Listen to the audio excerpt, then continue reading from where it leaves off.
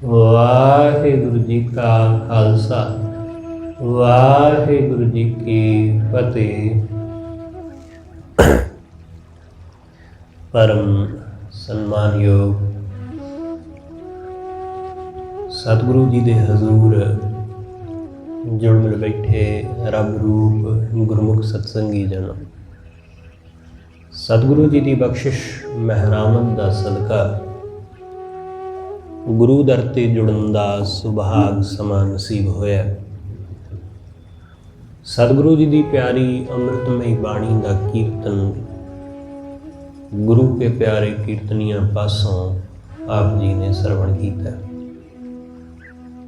सतगुरु जी दे हजूर बह के गुरु की बाणी द्वारा वाहिगुरु नाल जुड़न का निमाणा जिहा उपराला कर रहे हैं। सतगुरु रहमत करदियां समझाउंदे ने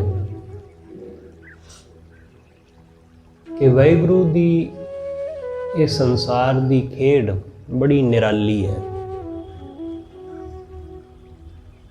तो इस निराली खेड विच बंदा उलझ जाता है, क्योंकि वो खेड नूं समझण दी बजाय, इहदा आनंद लैण दी बजाय वो इस खेड नूं होर ही पासे उलझा लैंदा है, इहदे विच उलझ जाता है। खेड नूं खेड नहीं रहन दिंदा, इहदे विच उलझदा है। खेड वो आनंद दा साधन है कि खेल नूं खेलो ते आनंद माणो, बस। ते आनंद ही इक्को एक साडे सब दे जीवन दा निशाना है, मनोरथ है, क्योंकि हर चीज़ दे विचों असीं आनंद ही ते लभ रहे हैं, सुख ही ते लभ रहे हैं। असीं घर सुख दी खातर ही बनाउंदे हैं कि सुख मिले, आनंद मिले। खाण पीण भी साडा सुख लई है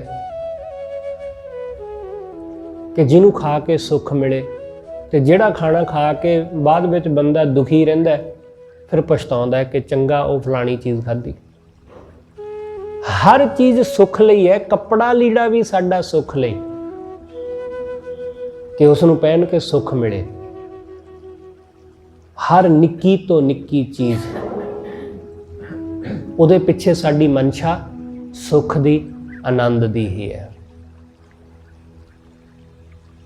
इसलिए आनंद ही साडे जीवन दा मनोरथ है।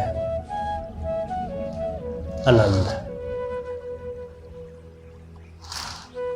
ते परमात्मा नूं सतगुरु जी ने, धर्म ने सदा सच दा आनंद उस नूं कहा कि सदा सच दा आनंद, कि हमेशा आनंद है, सदा रहण वाला, सदैव आनंद है। इसलिए जिहड़ा उहदे नाल जुड़दा है वो आनंदित हुंदा है। जिहदी वाहिगुरू नाल सांझ पैंदी है वो हर वेले खिड़िया, हर वेले आनंद विच। इसलिए इस जीवन की खेड नूं खेड के इहदा आनंद मानना है, इहदा आनंद मानना है, बस होर कुछ नहीं। इसलिए सतगुरु समझाउंदे वाहिगुरू दी एक खेड ऐसी है कि जो इस संसार अंदर पैदा हुंदा है, उपजदा है, उसने बिनसना भी है। उहदी खेड दा नियम ही ये है कि जो आया है वो जावेगा ही। इसलिए सतगुरु गुरु नानक साहब महाराज कहंदे, जो दिसै सो उपजै बिनसै। गुरु नानक साहब कहंदे जो कुछ दिसदा है ना अखां नाल, ये उपजिया है ते बिनसेगा। असीं सब जो कुछ भी देख रहे हैं ਜਾਂ ਜੋ ਕੁਛ ਵੀ ਸਾਨੂੰ ਨਜ਼ਰ ਆ ਰਿਹਾ ਹੈ, ਇਹ ਕਿਸੇ ਵਕਤ ਜਨਮਿਆ, ਪੈਦਾ ਹੋਇਆ, ਜ਼ਮੀਨ ਵਿੱਚੋਂ ਉੱਗ ਖੜੋਇਆ, ਪਰ ਫਿਰ ਇਹ ਬਿਨਸੇਗਾ, ਫਿਰ ਇਹ ਟੁੱਟੇਗਾ, ਫਿਰ ਇਹ ਖਤਮ ਹੋਵੇਗਾ। ਐਸਾ ਹੀ ਹੈ, ਫਿਰ ਮਿੱਟੀ ਦੇ ਵਿੱਚ ਮਿੱਟੀ ਹੋ ਜਾਵੇਗਾ। ਇਸ ਲਈ ਸਤਿਗੁਰੂ ਕਹਿੰਦੇ ਜੋ ਉਪਜਿਓ ਸੋ ਬਿਨਸ ਹੈ, ਪਰੋ ਆਜ ਕੈ ਕਾਲ, ਕਿ ਅੱਜ ਜਾਂ ਕੱਲ ਇਸਨੇ ਬਿਨਸ ਹੀ ਜਾਣਾ ਹੈ, ਇਸਨੇ ਭੱਜ ਹੀ ਜਾਣਾ ਹੈ, ਖਤਮ ਹੀ ਹੋ ਜਾਣਾ ਹੈ। ਇਸ ਲਈ ਜਿਹੜਾ ਇਸ ਖੇਡ ਨੂੰ ਖੇਡਦਾ ਹੈ ਅਤੇ ਇਹਦੇ ਮੋਹ ਵਿੱਚ ਉਲਝ ਜਾਂਦਾ ਹੈ, ਸਤਿਗੁਰੂ ਕਹਿੰਦੇ ਉਹ ਬੰਦਾ ਦੁਖੀ ਹੁੰਦਾ ਹੈ। ਜਿਹੜਾ ਇਹ ਕਹਿੰਦਾ ਕਿ ਨਹੀਂ ਪੈਦਾ ਹੋ ਗਿਆ ਪਰ ਮੌਤ ਨਹੀਂ ਹੋਣੀ ਚਾਹੀਦੀ, ਜਿਹੜਾ ਇਹ ਕਹਿੰਦਾ ਕਿ ਦਿਨ ਚੜ ਗਿਆ ਪਰ ਰਾਤ ਨਹੀਂ ਹੋਣੀ ਚਾਹੀਦੀ, ਜਿਹੜਾ ਕਹਿੰਦਾ ਕਿ ਸੁੱਖ ਆ ਗਿਆ ਪਰ ਹੁਣ ਦੁੱਖ ਨਹੀਂ ਆਉਣਾ ਚਾਹੀਦਾ, ਉਹ ਬੰਦਾ ਦੁਖੀ ਹੋਵੇਗਾ ਹੀ ਹੋਵੇਗਾ। ਉਹ ਦੁੱਖ ਤੋਂ ਬਚ ਸਕੇਗਾ ਹੀ ਨਹੀਂ, ਕਿਉਂਕਿ ਦੁੱਖ ਨੇ ਸੁੱਖ ਦੇ ਮਗਰ ਮਗਰ ਆਉਣਾ ਹੀ ਹੈ, ਰਾਤ ਨੇ ਦਿਨ ਦੇ ਮਗਰ ਮਗਰ ਆ ਹੀ ਜਾਣਾ ਹੈ। ਅਸੀਂ ਲੱਖ ਯਤਨ ਕਰ ਲਈਏ, ਦਿਨ ਚੜ ਪਿਆ, ਦਿਨ ਦੇ ਚੜ੍ਹਦਿਆਂ ਹੀ ਮਗਰ ਮਗਰ ਰਾਤ ਤੁਰ ਪਈ। ਇਹ ਦਿਨ ਤੇ ਰਾਤ ਦਾ ਸਫ਼ਰ ਇਵੇਂ ਹੀ ਚੱਲਦਾ ਹੈ। ਅਸੀਂ ਜਨਮ ਪਏ, ਜਿਸ ਦਿਨ ਜਨਮ ਹੈ ਉਸ ਦਿਨ ਤੋਂ ਹੀ ਸਾਡੀ ਮੌਤ ਦਾ ਸਫ਼ਰ ਵੀ ਆਰੰਭ ਹੋ ਗਿਆ, ਮੌਤ ਵੀ ਮਗਰ ਮਗਰ ਹੀ ਚੱਲ ਪਈ। ਇਸ ਲਈ ਇੱਥੇ ਸਤਿਗੁਰੂ ਕਹਿੰਦੇ ਅਣਹੋਣੀ ਤਾਂ ਕੁਛ ਹੈ ਹੀ ਨਹੀਂ। ਅਣਹੋਣੀ ਅਸੀਂ ਜ਼ਰੂਰ ਕਹਿ ਦਿੰਦੇ ਹਾਂ ਕਿਸੇ ਗੱਲ ਨੂੰ ਅਣਹੋਣੀ, ਅਣਹੋਣੀ ਇਸ ਲਈ ਕਿਉਂਕਿ ਸਾਡੇ ਵਾਸਤੇ ਉਹ ਗੱਲ ਵੱਖਰੀ ਹੈ, ਪਰ ਇਸ ਜਗਤ ਵਿੱਚ ਸਤਿਗੁਰੂ ਕਹਿੰਦੇ ਅਣਹੋਣੀ ਤਾਂ ਕੋਈ ਹੁੰਦੀ ਹੋਈ ਨਹੀਂ। ਅਣਹੋਣੀ ਉਹਨੂੰ ਕਹੀਦਾ ਹੈ ਜਿਹੜੀ ਘਟਨਾ ਕਦੇ ਅੱਜ ਤੋਂ ਪਹਿਲਾਂ ਵਾਪਰੀ ਨਾ ਹੋਵੇ, ਤੇ ਸਭ ਕੁਝ ਤੇ ਇੱਥੇ ਪਹਿਲਾਂ ਕਈ ਵਾਰੀ ਹੋ ਚੁੱਕਾ ਹੈ। ਮੌਤ ਪਤਾ ਨਹੀਂ ਕਿੰਨੀ ਕੁ ਵਾਰੀ ਕਿੰਨੇ ਕੁ ਲੋਕਾਂ ਦੀ ਆਈ ਹੈ, ਕਿੰਨੇ ਕੁ ਇਸ ਦੁਨੀਆ ਤੋਂ ਚਲੇ ਗਏ, ਕਿੰਨਿਆਂ ਕੁ ਦੇ ਜੀਵਨ ਵਿੱਚ ਦੁੱਖ ਹੈ ਤੇ ਦੁੱਖ ਆਇਆ ਤੇ ਆਵੇਗਾ। ਸਤਿਗੁਰੂ ਕਹਿੰਦੇ ਅਣਹੋਣੀ ਤਾਂ ਕੁਛ ਵੀ ਨਹੀਂ। ਇਸ ਲਈ ਅਣਹੋਣਾ ਇੱਥੇ ਕੁਛ ਨਹੀਂ ਹੈ, ਇੱਥੇ ਉਹੀ ਹੁੰਦਾ ਹੈ ਜੋ ਸਭ ਨਾਲ ਹੁੰਦਾ ਹੈ ਜਾਂ ਸਭ ਨਾਲ ਹੋਇਆ ਹੈ। ਇਸ ਲਈ ਜੋ ਉਪਜਿਆ ਹੈ ਉਹ ਬਿਨਸੇਗਾ ਹੀ, ਉਹ ਖਤਮ ਹੋਵੇਗਾ ਹੀ। ਬੰਦਾ ਇਸ ਲਈ ਦੁਖੀ ਹੋ ਰਿਹਾ ਕਿਉਂਕਿ ਇਹ ਸਮਝ ਹੀ ਬੈਠਾ ਸੀ ਕਿ ਇਸ ਨੇ ਬਹੁਤ ਦੇਰ ਤੱਕ ਰਹਿਣਾ ਹੈ, ਇਹ ਚੀਜ਼ ਬਹੁਤ ਦੇਰ ਤੱਕ ਰਹੇਗੀ। ਕਬੀਰ ਸਾਹਿਬ ਦਾ ਇੱਕ ਬੜਾ ਪਿਆਰਾ ਬਚਨ ਹੈ ਗੌੜੀ ਰਾਗ ਵਿੱਚ। ਕਬੀਰ ਸਾਹਿਬ ਕਹਿੰਦੇ ਕਿ ਦੁਨੀਆ ਰੋ ਪੈਂਦੀ ਹੈ ਜਦੋਂ ਕੋਈ ਇਸ ਦੁਨੀਆ ਤੋਂ ਜਾਂਦਾ ਹੈ। ਲੋਕ ਰੋ ਉੱਠਦੇ ਨੇ, ਕੁਰਲਾ ਉੱਠਦੇ ਨੇ ਕਿ ਉਹਨਾਂ ਦਾ ਕੋਈ ਚਲਾ ਗਿਆ ਇਸ ਦੁਨੀਆ ਤੋਂ। ਪਰ ਸਤਿਗੁਰੂ ਕਹਿੰਦੇ ਇਸ ਗੱਲ ਦਾ ਉਹਨਾਂ ਨੂੰ ਜ਼ਰਾ ਜਿਹਾ ਵੀ ਇਲਮ ਨਹੀਂ, ਜ਼ਰਾ ਜਿਹਾ ਵੀ ਗਿਆਨ ਨਹੀਂ, ਸਮਝ ਨਹੀਂ ਆਉਂਦੀ, ਮਾੜੀ ਜੀ ਵੀ ਸਮਝ ਨਹੀਂ ਆਉਂਦੀ ਕਿ ਜਾਣਾ ਤਾਂ ਆਪ ਵੀ ਹੈ। ਕਬੀਰ ਸਾਹਿਬ ਕਹਿੰਦੇ ਅਵਰ ਮੂਏ ਕਿਆ ਸੋਗ ਕਰੀਜੈ, ਕਿ ਕੋਈ ਬੰਦਾ ਮਰਿਆ, ਉਹਦੇ ਮਰਨ ਤੇ ਤੂੰ ਕੀ ਸੋਗ ਕਰਦਾ ਹੈ? ਤੂੰ ਕੁਛ ਦਿਨ ਸੋਗ ਮਨਾਉਂਦਾ ਹੈ। ਸੋਗ ਕਿਵੇਂ ਮਨਾਉਂਦੇ ਆ ਅਸੀਂ? ਕਿ ਭੜਕੀਲਾ ਕੱਪੜਾ ਨਹੀਂ ਪਹਿਨਦੇ, ਕਿ ਗੂੜੇ ਰੰਗ ਦਾ ਕੱਪੜਾ ਨਹੀਂ ਪਹਿਨਦੇ, ਹਲਕਾ ਹਲਕਾ ਫਿੱਕੇ ਰੰਗ ਦਾ ਕੱਪੜਾ ਪਹਿਨਦੇ ਆ, ਕੋਈ ਬਹੁਤ ਵਧੀਆ ਵਧੀਆ ਪਕਵਾਨ ਨਹੀਂ ਖਾਂਦੇ, ਸਿੰਪਲ ਸਾਦਾ ਖਾਣਾ ਖਾਂਦੇ ਆ ਕਿਉਂਕਿ ਸੋਗ ਮਨਾ ਰਹੇ ਹੁੰਦੇ ਆ। ਉਹ ਗੱਲ ਵੱਖਰੀ ਹੈ ਕਿ ਅੱਜ ਕੱਲ੍ਹ ਲੋਕ ਭੋਗ ਦੇ ਉੱਤੇ ਵੀ ਬਹੁਤ ਸਾਰੇ ਵਿਆਹਾਂ ਸ਼ਾਦੀਆਂ ਵਾਲੇ ਪ੍ਰੋਗਰਾਮ ਹੀ ਕਰਦੇ ਨੇ। ਬੇਸ਼ੱਕ ਕਿਸੇ ਬੰਦੇ ਦੀ ਅੰਤਮ ਅਰਦਾਸ ਹੈ, ਪਰ ਉਹਨਾਂ ਦੀ ਅੰਤਮ ਅਰਦਾਸ ਨੂੰ ਵੇਖ ਕੇ ਲੱਗਦਾ ਨਹੀਂ ਕਿ ਉਹਨਾਂ ਦੀ ਅੰਤਮ ਅਰਦਾਸ ਹੈ, ਇੰਜ ਲੱਗਦਾ ਜਿਵੇਂ ਵਿਆਹ ਹੁੰਦਾ ਹੈ।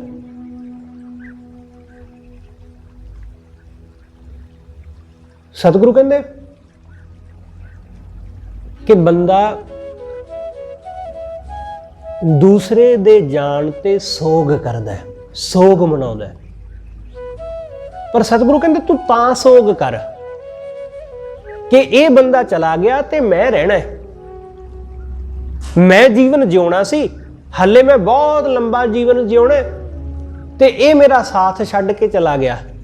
सतगुरु कहते भरोसा तो तेरा भी नहीं है कोई। अवर मुए क्या सोग करीजै तो कीजै जो आपन जीजै। तां सोग करिए जे आप जिउना होवे ते मैं हजे हमेशा जिउना है ते मेरे नाल दे दुनिया तो चले गए। सतगुरु कहंदे इस करके तां तू सोग कर कि मैं तां अमर हाँ, मैं तां मरना नहीं ते मेरे नाल दे मरी जांदे ने, मेरे नाल दे तुरी जांदे ने। सतगुरु कहंदे फिर तां तू सोग कर, अमर ते तू भी नहीं है, रहना ते तू भी नहीं इत्थे, इसलिए सोग किस गल दा करदा है। अवर मूए क्या सोग करीजै तो कीजै जो आपन जीजै। जे आप जिउना होवे, आप तां किसी ने भी नहीं जिउना है। इसलिए गुरु नानक साहब कहंदे जो उपजै सो, जो दिसै सो उपजै बिनसै।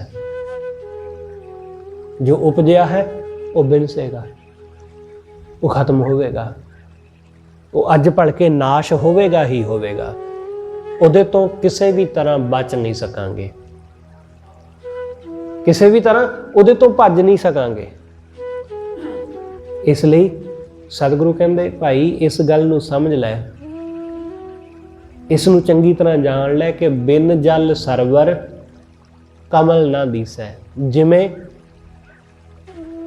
सरोवर दे विच पानी तो बिना कमल दा फुल नहीं जे दिसदा। बिन जल, बिना जल तो सरवर, सरवर मतलब सरोवर, सरोवर विच तलाब विच कमल ना दिसै। कमल नहीं दिसदा, फुल नहीं दिसदा, क्योंकि फुल होएगा वाहिगुरू, पानी होएगा तां ही कमल दा फुल होएगा। पानी तो बिना, जल तो बिना कमल दी कल्पना भी नहीं की जा सकती, क्योंकि वह हुंदा ही पानी दे विच है। सतगुरु कहंदे इस संसार दी कल्पना वाहिगुरू तो बिना नहीं कर सकते। वो परमेश्वर है, हुंदा तां ही ये संसार नज़र आउंदा है। असीं सब इसे लिए नज़र आउंदे हां क्योंकि वो साडे सब दे अंदर वसिया होया, उहदी जोत साडे अंदर समाई हुई। जिस दिन वाहिगुरू दी जोत साडे अंदरों निकल जाती है, असीं दुनिया विच दिखाई नहीं दिंदे, उसे नूं मौत कहने आ कि बंदा मिट गया। जिहदे अंदरों वाहिगुरू दी जोत निकल गई, वो बंदा नज़र आउंदा किते तुहानूं दिखाई दिंदा नहीं। कल दिखाई दिंदा सी, अज नहीं। कुछ साल नज़र आया धरती दे उत्ते, 50 साल 60 साल 70 साल दिसिया, तुरदा फिरदा काम करदा अपने परिवार विच विचरदा, पर जिवें ही जोत निकली वो मिट गया। जिन्हों सतगुरु ने कहा कि माटी माटी होई एक, कि मिट्टी विच मिट्टी रल गई, तत्त पंजां तत्तां विच समा गए, वो खत्म हो गया, उसदा वजूद ही नहीं रहा कोई। हौली हौली उसदा वजूद मिट जाएगा, भुल जाएंगे लोग हौली हौली। ऐसा ही हुंदा है, उसदा नां था एक दिन मिट जाएगा। हौली हौली कुछ सालों बाद, 50 साल 60 साल बाद जिहड़ी कोई माड़ी मोटी तस्वीर पई हुंदी है, वो भी घर तो बाहर सुट दित्ती जाती है, क्योंकि उसदी हुण जरूरत नहीं रहिंदी, इसलिए उन्होंने भी सुट दिता जाता है। हौली हौली सब चीज़ां यादां बंदे दियां बिनस जांदियां, अगाह पीढ़ियां नूं भुल भी जाता है कि कोई साडा सी। सतगुरु कहंदे इसे तरह ही है जीवन, ऐसा ही। इसलिए जदों जोत निकल गई तो बिनस गया सब। जिवें तलाब दे विचों पानी सुक गया तो कमल भी सुक गया, फुल भी सुक गया। फुल दी अपनी तो कोई हैसियत है ही नहीं, उहदा अपना तो कोई वजूद है ही नहीं, उहदे कोल ताकत है ही नहीं कि वह बिना पानी तो रह सके। कमल दा फुल पानी विच ही उगेगा, उहदे विच ही वह खिड़ेगा। पानी सुक गया तो कमल भी सुक गया। बिन जल सरवर कमल ना दिसै, सरवर ते सरोवर ते कमल दा फुल नज़र नहीं आउंदा जे पानी ना होवे। इसलिए सतगुरु समझाउंदे कि जे वाहिगुरू दी जोत बंदे दे अंदर ना होवे ते बंदा नज़र ना आवे, ये दिखाई ना देवे, ये नज़र नहीं आउंदा। ये नज़र तां ही आउंदा जदों वो वाहिगुरू साडे अंदर समाया हुंदा। इसलिए सतगुरु समझाउंदे इक्को सरवर कमल अनूप। इक्को सरवर है सरोवर वाहिगुरू, वो परमेश्वर ही इक्को सरोवर है। उस वाहिगुरू दे इस सरोवर ते कमल अनूप बड़ी शोभा वाले बड़ी सुंदरता वाले कमल उहदे उत्ते पैदा होए ने, बड़ी सुंदरता दे नाल।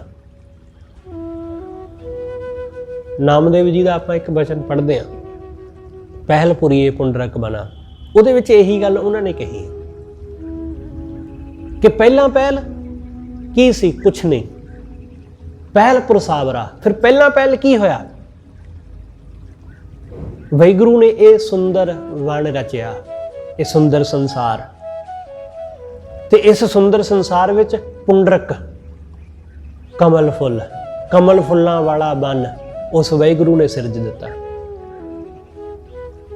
पहल पुरीए पुंडरक वना ताचे हंसा सगले जना।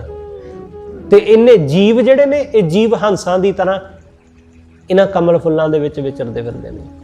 सतगुरु ने इत्थे ओही गल कही है पर होर भाव नाल। सतगुरु कहंदे इक्को सरवर कमल अनूप, इक्को सरवर है वो वाहिगुरू, वो परमेश्वर। ते कमल अनूप उपमा तो परे उस वाहिगुरू ने ये अनूप कमल सिरज दिते ने। बेअंत रूप बेअंत रंग, ये सब रूप रंग उसे वाहिगुरू दे जो होंद विच आ गए, उसे ने सब नूं सिरज दिता। सतगुरु कहंदे सब नूं उसे ने अनूप उपमा तो परे उसने सिरज के सारियां दे सामने रख दिता है। सदा बिगासै परमल रूप, जिहड़ा उस वाहिगुरू नूं सिमरदा है वह हमेशा विगास विच खिड़ाओ विच रहिंदा है, हमेशा विगास खिड़ाओ। भगत हमेशा खिड़ाओ विच है, गुरमुख गुरसिख हमेशा खिड़ाओ विच। उहदे चेहरे ते किसी तरह मुरझाहट नहीं आउंदी, किसी भी तरह, चाहे कुछ भी हो जाए, जैसे भी हालात होण, दुख होवे सुख होवे, भुख होवे रज होवे, जैसा भी जीवन होवे, वो खिड़िया रहिंदा है। क्योंकि जिहड़ा बाहर दा जीवन है, शरीर दा जीवन, ये चीज़ां नाल संबंधित है, ते जिहड़ा अंदर दा जीवन है अंतरीव, वो चीज़ां नाल संबंधित नहीं है, वो वाहिगुरू नाल संबंधित है। ते जिहड़ा वाहिगुरू नाल जुड़िया है वो बंदा हमेशा खिड़िया रहिंदा है। इसे नूं तां गुरु नानक साहब ने कहा, नानक भगतां सदा विगास, कि भगतां दे मन विच हमेशा विगास है, हमेशा खिड़ाओ। जिहड़ा आपां आम बाहर कमल दा फुल देखदे हां, वो तां ही खिड़दा है जे सूरज चढ़े, जे सूरज दीयां किरणां उहदे ते पैण तां वो खिड़ेगा, जे सूरज दी किरण ना पवे तां वो खिड़े ही ना। पर इत्थे जिस कमल की गल हो रही है, उहदी किरण गुरु है, परमेश्वर है, कि उहदे हिरदे विच वाहिगुरू वसदा है, तो वह खिड़िया होया है। जिन्हां दे हिरदे विच परमेश्वर नहीं वसदा, वो मुरझाए हुए ने लोग, उन्हां दे चेहरे मुरझाए रहिंदे ने, हर वेले उदासी, हर वेले उन्हां नूं माया दे विच उलझे, माया विच खिजे हुए देखोगे, क्योंकि वाहिगुरू नहीं है, परमेश्वर का नाम नहीं है। बाहरों सिर्फ दिखावा है पर अंदर कुछ नहीं है। सतगुरु कहते सदा विगास है परमल रूप, उन्हां दा रूप बड़ा सुंदर, माया दी मल तो मैल तो रहत, ਕਾਮ ਕ੍ਰੋਧ ਦੀ ਮੈਲ ਤੋਂ ਰਹਿਤ ਹੈ ਉਹਨਾਂ ਦਾ ਰੂਪ। ਇਸ ਲਈ ਉਜਲ ਮੋਤੀ ਚੁਗੈ ਹੰਸ, ਜਿਹੜੇ ਹੰਸ ਨੇ ਨਾ ਉਹ ਇਸ ਸਰਵਰ ਤੇ, ਵਾਹਿਗੁਰੂ ਰੂਪੀ ਸਰਵਰ ਤੇ, ਗੁਰੂ ਰੂਪੀ ਸਰਵਰ ਤਲਾਬ ਤੇ ਉਹ ਚੁਗਦੇ ਨੇ ਮੋਤੀ। ਗੁਰਮੁਖ, ਗੁਰਮੁਖ ਹੰਸ ਗੁਰੂ ਸਰੋਵਰ ਹੈ। ਇਸ ਲਈ ਤੇ ਸਤਿਗੁਰੂ ਨੇ ਬਾਰ-ਬਾਰ ਕਿਹਾ ਕਿ ਗੁਰੂ ਸਰੋਵਰ ਹੈ, ਗੁਰਮੁਖ ਗੁਰਸਿੱਖ ਹੰਸ ਨੇ। ਹੰਸ ਦੀ ਤਰ੍ਹਾਂ ਆਉਂਦੇ ਨੇ ਤੇ ਗੁਰੂ ਦੇ ਦਰੋਂ ਮੋਤੀ ਚੁਗ ਲੈਂਦੇ ਨੇ।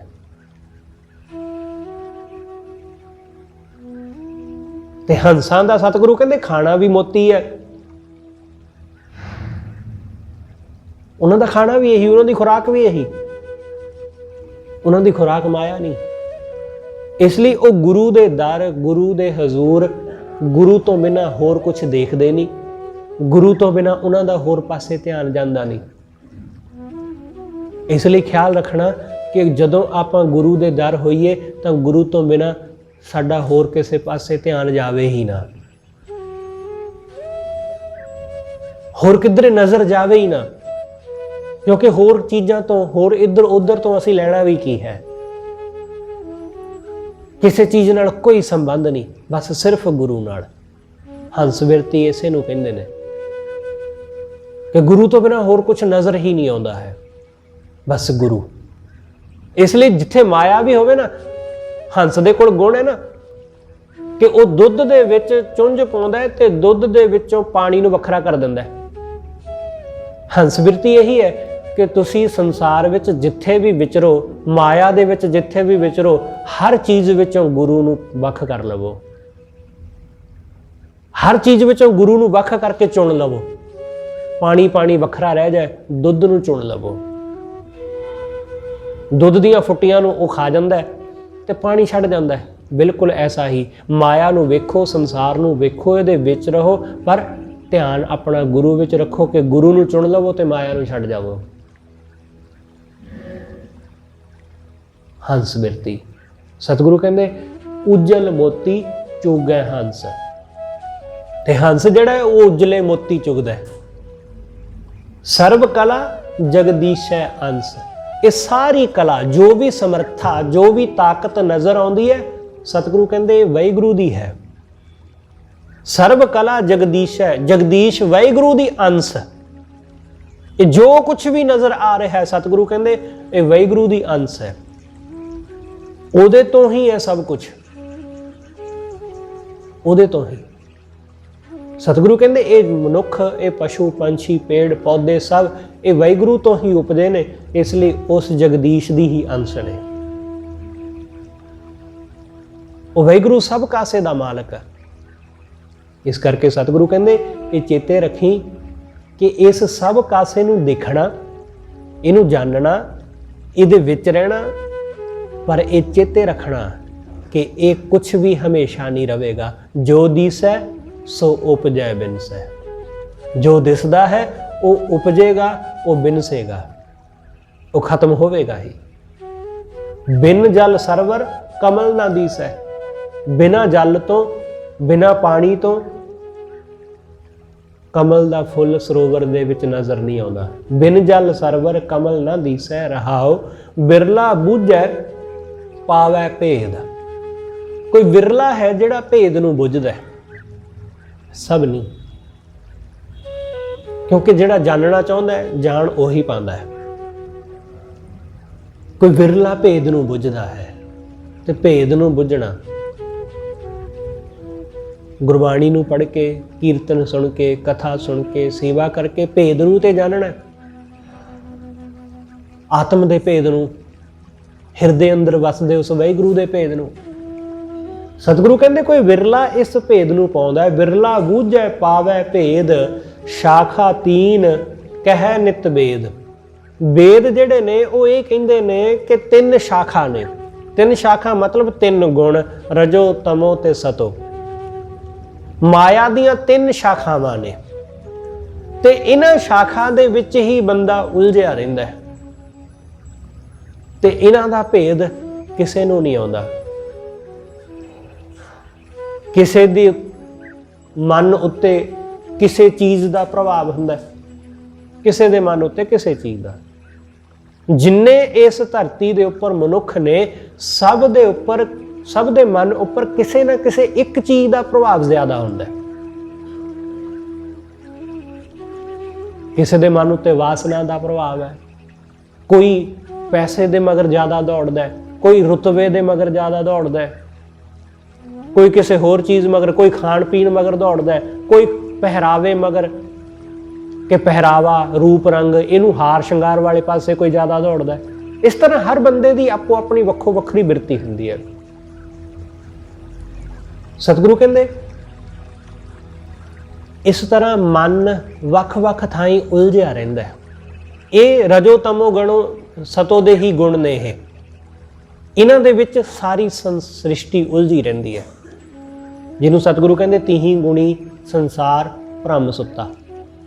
ਸਾਰਾ ਸੰਸਾਰ ਭਰਮ ਕੇ ਇਹਦੇ ਵਿੱਚ ਹੀ ਸੁੱਤਾ ਪਿਆ, ਇਹਦੇ ਵਿੱਚ ਹੀ ਭੁੱਲਿਆ ਹੋਇਆ, ਤੇ ਇਹਦੇ ਵਿੱਚ ਹੀ ਬੰਦੇ ਦੀ ਜ਼ਿੰਦਗੀ ਰੂਪੀ ਰਾਤ ਗੁਜ਼ਰ ਜਾਂਦੀ ਹੈ, ਇਹਦੇ ਵਿੱਚ ਭਟਕਿਆ ਭੁੱਲਿਆ। ਇਸ ਲਈ ਕੋਈ ਵਿਰਲਾ ਹੈ ਜਿਹੜਾ ਇਸ ਭੇਦ ਨੂੰ ਬੁੱਝਦਾ ਹੈ, ਜਿਹੜਾ ਇਸ ਨੂੰ ਸਮਝਦਾ ਹੈ। ਨਾਦ ਬਿੰਦ ਕੀ ਸੁਰਤ ਸਮਾਏ। ਨਾਦ ਵਾਹਿਗੁਰੂ ਦਾ ਨਾਦ, ਵਾਹਿਗੁਰੂ ਦੀ ਆਵਾਜ਼, ਵਾਹਿਗੁਰੂ ਦੀ ਆਵਾਜ਼, ਉਸ ਨੂੰ ਸਮਝਣਾ। ਸਤਿਗੁਰੂ ਕਹਿੰਦੇ ਨਾਦ ਬਿੰਦ ਕੀ ਸੁਰਤ ਸਮਾਏ, ਕਿ ਵਾਹਿਗੁਰੂ ਦੀ ਆਵਾਜ਼, ਗੁਰੂ ਦੀ ਬਾਣੀ ਜਾਂ ਗੁਰੂ ਦਾ ਸ਼ਬਦ, ਉਸ ਦੇ ਵਿੱਚ ਸੁਰਤ ਸਮਾ ਜਾਵੇ, ਸਾਡੀ ਸੁਰਤ ਉਹਦੇ ਵਿੱਚ ਲੱਗ ਜਾਵੇ। ਇਸ ਲਈ ਗੁਰੂ ਦਾ ਹੀ ਸ਼ਬਦ, ਗੁਰੂ ਦੀ ਹੀ ਆਵਾਜ਼, ਸਾਡਾ ਮਨ ਉਹਦੇ ਵਿੱਚ ਲੱਗ ਜਾਏ। ਬਿੰਦਣਾ ਉਹਨੂੰ ਜਾਣਨਾ ਹੁੰਦਾ ਹੈ। ਪੜ੍ਹਦੇ ਨਾ ਆਪਾਂ ਕਿ ਬ੍ਰਹਮ ਬਿੰਦ ਹੈ ਤਿਸ ਦਾ ਬ੍ਰਹਮਤ੍ਰ ਹੈ। ਜਿਹਨੇ ਬ੍ਰਹਮ ਨੂੰ ਬਿੰਦ ਲਿਆ, ਜਿਹਨੇ ਬ੍ਰਹਮ ਨੂੰ ਜਾਣ ਲਿਆ, ਉਹੀ ਬ੍ਰਾਹਮਣ।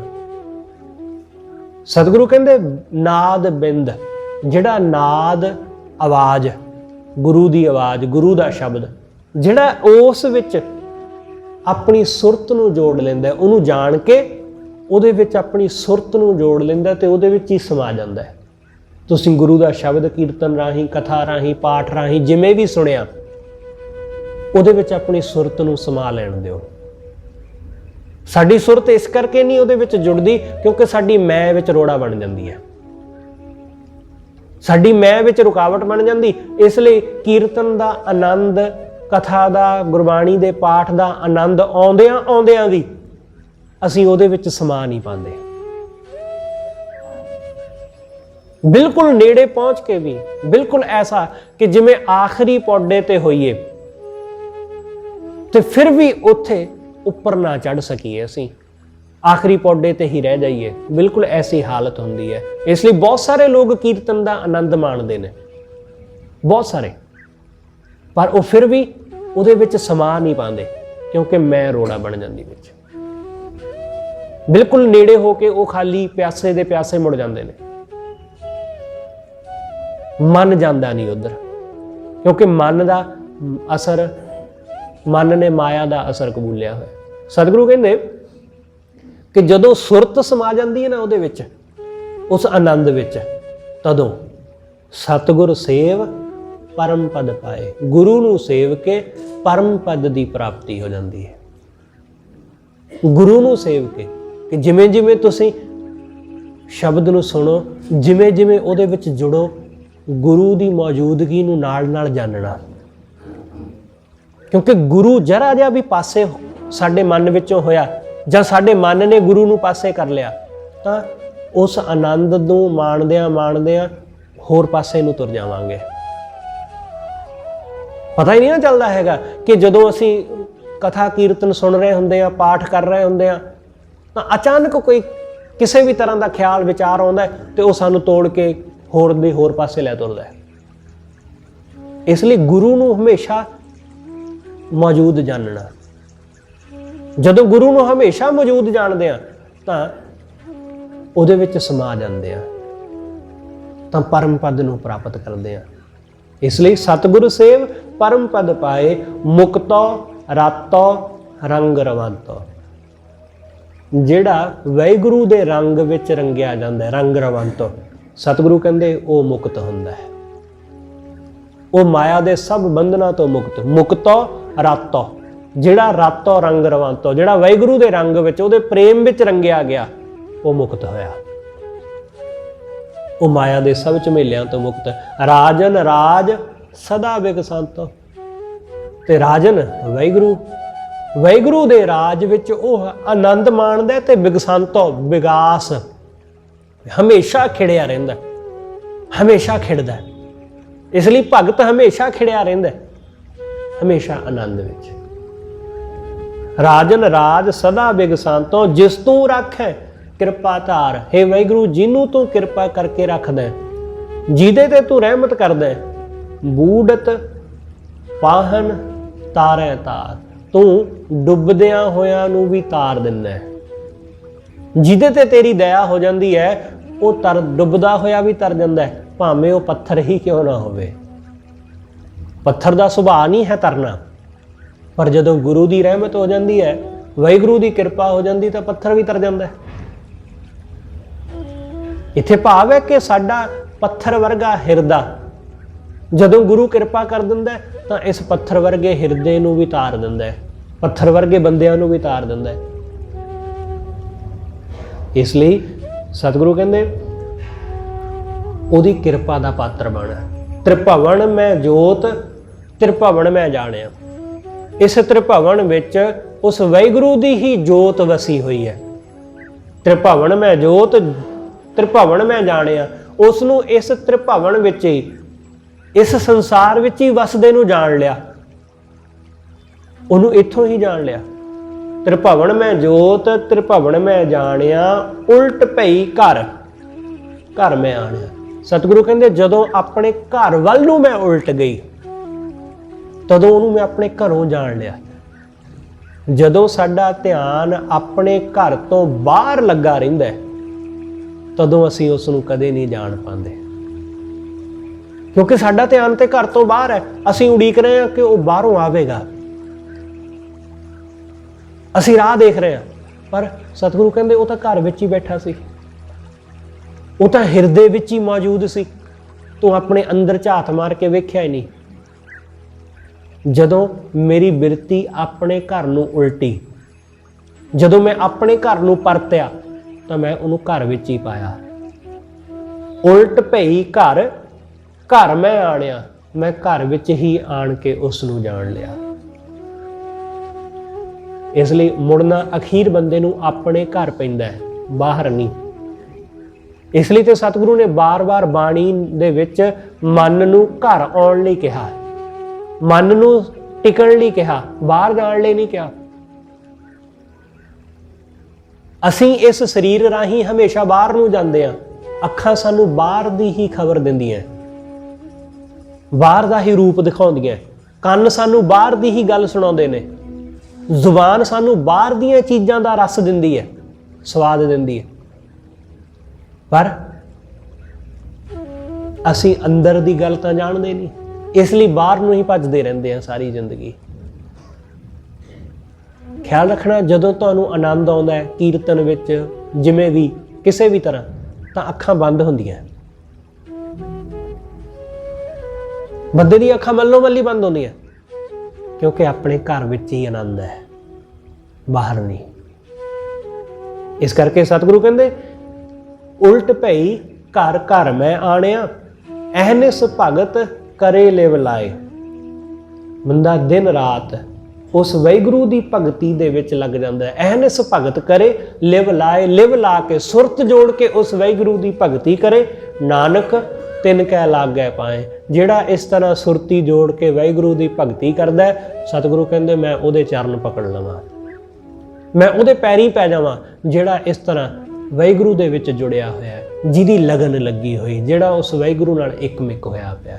ਸਤਿਗੁਰੂ ਰਹਿਮਤ ਕਰੇ ਆਪਾਂ ਸਭ ਗੁਰੂ ਦੇ ਦਰੋਂ ਇਹ ਰੱਬੀ ਰਹਿਮਤ ਹਾਸਲ ਕਰਕੇ ਆਪਣਾ ਜੀਵਨ ਸਵਾਰ ਸਕੀਏ। ਹੋਈਆਂ ਭੁੱਲਾਂ ਲਿਖੇਵਾਂ ਸਤਿਗੁਰੂ ਜੀ ਅਤੇ ਆਪ ਸਰਬੱਤ ਸੰਗਤ ਬਖਸ਼ਣਯੋਗ, ਭੁੱਲਾਂ ਨਾ ਚਿਤਾਰਦੇ ਹੋਏ ਆਖੋ ਜੀ ਵਾਹਿਗੁਰੂ ਜੀ ਕਾ ਖਾਲਸਾ ਵਾਹਿਗੁਰੂ ਜੀ ਕੀ ਫਤਿਹ।